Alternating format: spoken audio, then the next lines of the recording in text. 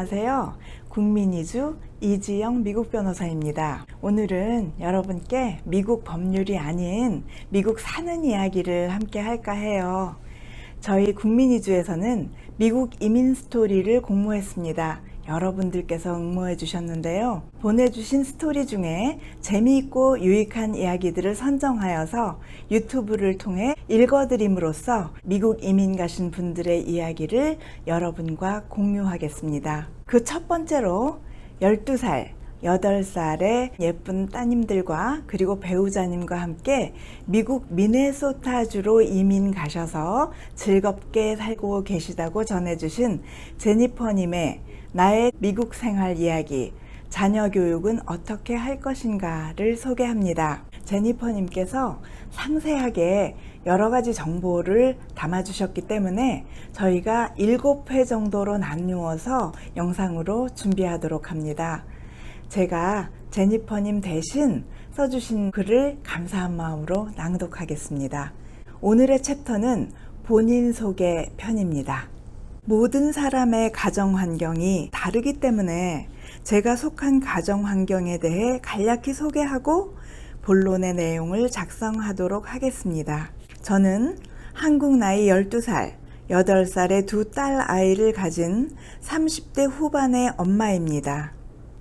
저와 남편은 서울권 내의 대학에서 이공계 박사 학위를 취득하였고 남편은 관련 일을 계속하다가 40이 넘은 나이에 석사, 박사 학위를 시작하였습니다.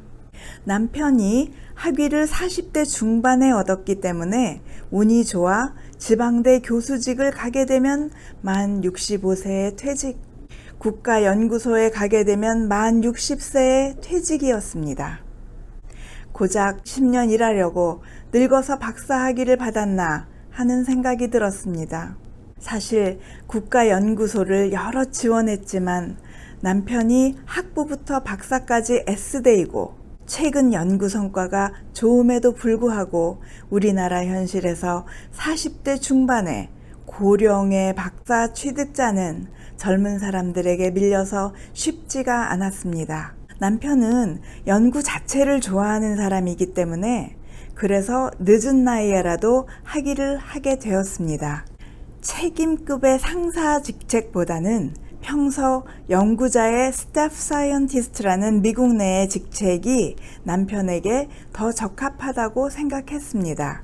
저는 30이라는 다소 이른 나이에 박사 학위를 받아 국내의 연구소에서 일해본 경험이 있지만 우리나라 연구소의 현실은 그런 스태프 사이언티스트라는 직책은 없고 대부분 PI, 즉 연구 책임자 직책에 앉아서 본인 연구에 홀로 매진하기보다는 아랫사람 들들 볶아서 실적을 뽑는 게 더 다반사였습니다.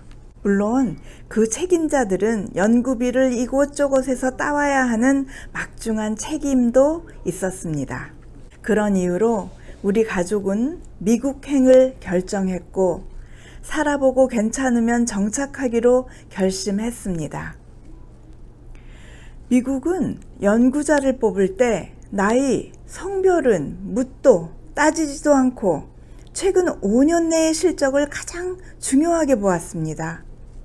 남편은 매우 신중하고 한 곳에만 집중하는 성격이라 남들처럼 미국에 직장을 구할 때 몇 수십 군데에 지원하고 이력서 뿌리고 하는 사람이 아니었습니다. 40의 중반, 쉽지 않은 마음의 결정을 하고 이곳 미국 미네소타주 로체스터에 위치한 메이오 병원에 처음 지원을 했습니다. 그리고 스카이프로 인터뷰, 현지 인터뷰까지 바로 연결되어 처음 지원을 한 시점으로부터 미국에 우리 가족이 도착하기까지 6개월이 채 걸리지 않았습니다. 미국 시스템이 너무 느려 터졌다고 비자 받는데도 몇 개월씩 걸렸다고 하지만 그건 기관마다 천차만별인 것 같습니다. 이곳 메이오 병원은 존스 홉킨스만큼 미국 내에서 인지도가 높은 병원이고 그런 행정 절차는 연구 책임자가 결정을 내리면 일사천리로 진행해 주었습니다. 처음부터 H비자를 받고 시작하면 좋겠지만 메이오 병원의 규정이 외국인은 처음부터 H비자를 주지 않기 때문에 교환 방문 연구 비자인 J비자로 미국에 들어왔고, 이제 1년이 지나는 이 시점에서 H비자와 영주권 진행을 메이오 병원의 스폰서를 받아 동시에 진행하려고 준비 중에 있습니다. 이것도 기관마다 매우 다르고 연구 책임자마다 다르겠지만, 남편의 연구 책임자는 남편의 능력을 인정해 주었고 H비자와 영주권 진행까지 스폰서를 해주기로 했습니다. 물론 변호사는 메이오 병원 내의 직원 변호사입니다. 남편은 고작 1년이지만 코로나로 미국이 떠들썩했지만 연구 진행이 잘 되어 아무런 지장이 없습니다.